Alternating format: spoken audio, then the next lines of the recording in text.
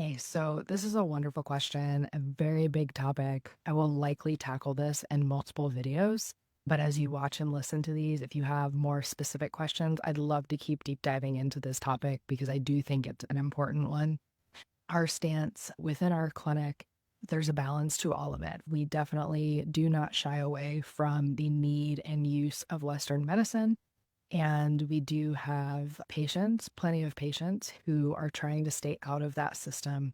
One of the things that we've always prided ourselves in as practitioners is that we feel like we walk a pretty good line and balance between the two and not getting extreme, not creating this conversation, I guess, of our world versus their world versus whatever. The two integrate really beautifully. And ultimately, it's about what the patient needs, what they have going on, and what will best serve them in the long run. We have patients on all ends of the spectrum. We have patients who are very heavily integrated into Western medicine, either because of what they have going on health wise. They're really just looking for extra support and are not wanting to come off of medications. They need their medications, whatever that may be. And then we also have a large number of patients who will do anything and everything to avoid using the Western medical system. And those are, I would say, almost trickier conversations because we have come across situations where we're seeing medical red flags and we need to refer them into a physician to go get checked by their primary or go see a specialist because we suspect there might be something larger going on. And their willingness or unwillingness to do that is it's just different conversation to navigate with someone. My hope for all people, regardless of what care they are seeking, ultimately is that they trust the team that is around them, whether it's a Western medical physician, whether it's a specialist, whether it's your acupuncturist, chiropractor, PT. Everyone should be pulling in the same direction of what is best for the patient.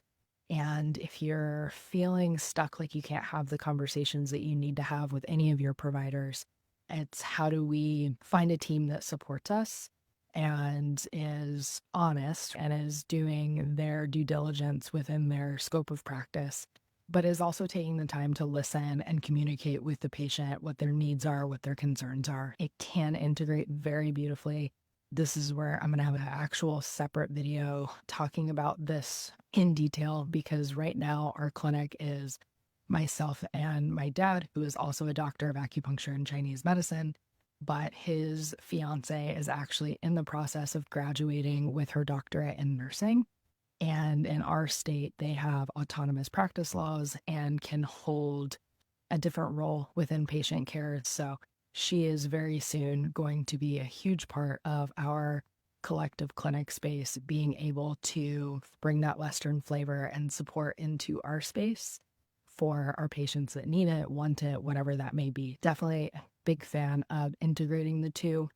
I would say within our world of Chinese medicine, many practitioners fall on a couple different sides where they are not as, I would say, competent in the ability for our medicine to do certain work. We see it a lot with the mental emotional health. Many acupuncturists refer out for mental health care because they don't know the depth of possibility within their own field of study to support someone through that. And we also have a lot of people within our field that feed into the anti-Western medicine and want to be able to give that support to patients.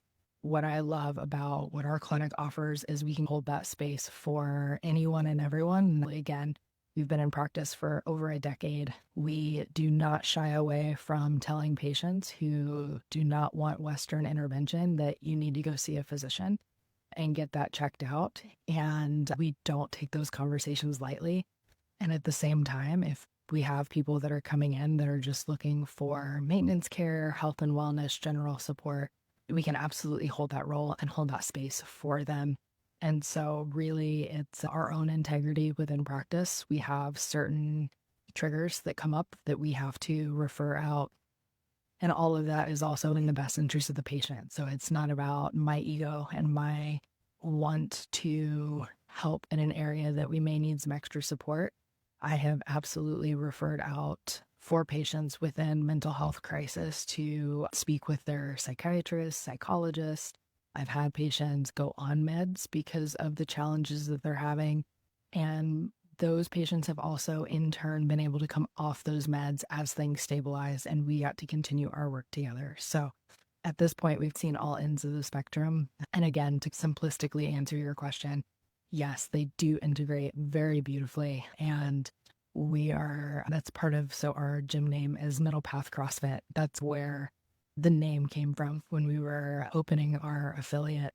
Was we feel like we do a really good job walking that middle path and not getting too extreme in one direction or the other. So hopefully that answers your question. I would love to know if there's more specific questions that come forward as you listen to this, but I will also tackle a little bit of a video as far as some different situations that we've seen them integrate really well, but also what's coming ahead for our clinic as we are in process of bringing in someone that's going to hold that space for us. Again, hope this helps and look forward to chatting more soon.